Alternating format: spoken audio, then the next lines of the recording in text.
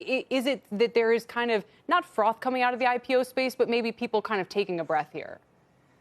Well, this is the key difference to me between traditional IPOs and SPACs. Traditional IPOs have to look backwards at a record of financial performance. SPACs can make these sort of huge claims about the future. The whole model to me is really curious. You have someone like Chamath Palihapitiya who burst onto the scene, told investors, I'm going to choose a great company, so put your faith and put your money into my blank check company. And then what does he do in the case of Virgin Galactic? He cashes out a few months later, and it's those retail investors left with a lot of the losses. So I just wonder if there have to be different rules, as you talked about, but perhaps different lockup periods, too. John, a final word on all this? You know what I like about SPACs is they brought the IPO market a little bit back to what it used to be. And I know SPACs aren't IPOs, but that earlier stage company that you're really kind of taking a flyer on. Now, the accounting stuff needs to be worked out, yes. But there are too many UiPath type stories where these companies are coming to market. There's too much certainty built into them already. Give investors a chance to do the research, get in on something early, become one of those couples in the next, Bezos shareholder letter that happens 20 years from now where you got in super early and put a couple bucks in and now you can send a kid to college. Yeah, exactly. Wouldn't that be nice? Deirdre, speaking of bringing it back, the new Uber CEO is behaving a little bit like the old one on Twitter right now. What's going on? Can you bring us up to speed? Yeah, so there's been, let's call it a Twitter spat this morning. Uber is expanding into Germany, where Just Eat Takeaway, European food delivery company, is the dominant player. So you saw this back and forth between the Just Eat Takeaway CEO, Jitse Groen, and Uber's current CEO, Dara Khosrowshahi. Jitse basically said, here you are trying to sort of hit our stock in the short run. Dara said, don't worry about your stock price. Look at the long term. Jitse hit back saying, look at your labor model, which of course we know, Kelly, Uber has been under a lot of pressure. So it's all sort of this is kind of a microcosm of this really fierce battle in food delivery, right? This business that has overtaken ride sharing for Uber, that it's putting so much money and resources into. And it raises the question, how much more money are they going to spend? Just Eat, by the way, acquiring Grubhub. So this battle, it's not just on the other side of the Atlantic. It's going to be coming home, too. This just reminds me of why I love Twitter so much, is being able to... I learned so much watching CEOs fight with one another, where there's no other forum where you could see it this candidly. Speaking of Europe, this is really the main thing I want to talk about today. And Wilfred Frost, I need to hear... They create this super league, this soccer league, okay, seemingly out of nowhere, catches everybody by surprise. It'd be like if the NFL said, we're going to take the Cowboys and, who are the other big teams? I was going to say the Giants. I don't know if that's true anymore. We're going to have our own super league. We're going to have our own TV contract. You guys have to fend for yourselves. Hopefully you'll make it. The fans freak out. The whole thing implodes. And so what happens next?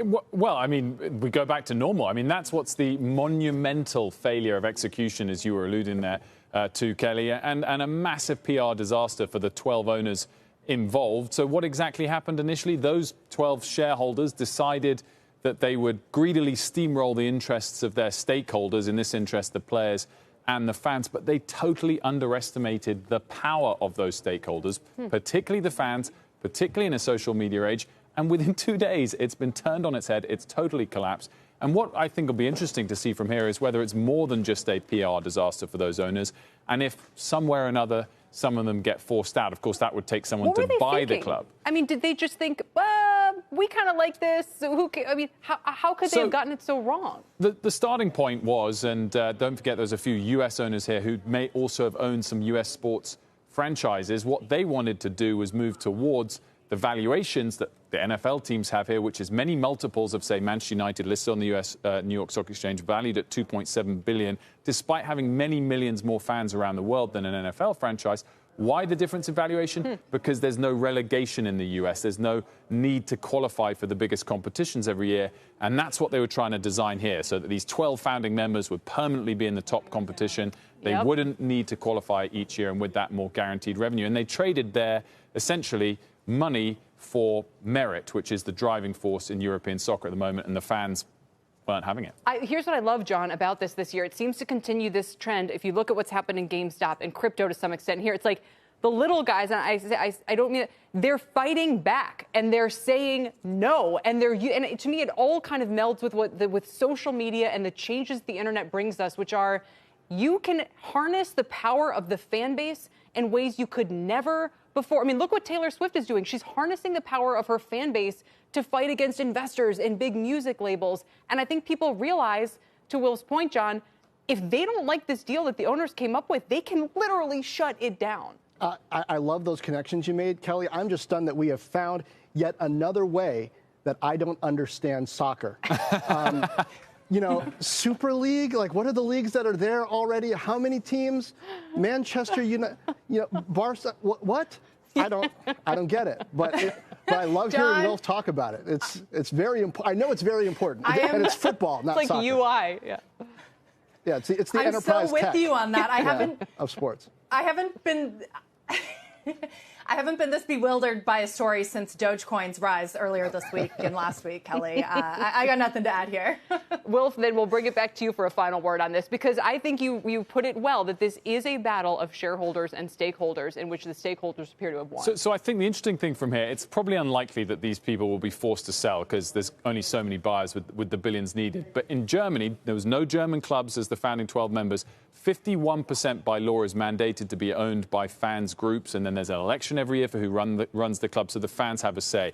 I think there's a high chance now that the consequence of this, and those owners will be regretting the day that they tried to push the boundaries too far, will be some kind of law, and Oliver Dowden, the Minister for Sport in the UK, is already talking about this, where board representation to some level will have to contain some fan membership. And those owners will regret the day they pushed their stakeholders too far, and the stakeholders got something written into the law to protect their interests. Why do they even need a seat on the board? They've proven they don't even need one to make their case. Well, They're powerful enough. Look at John's face.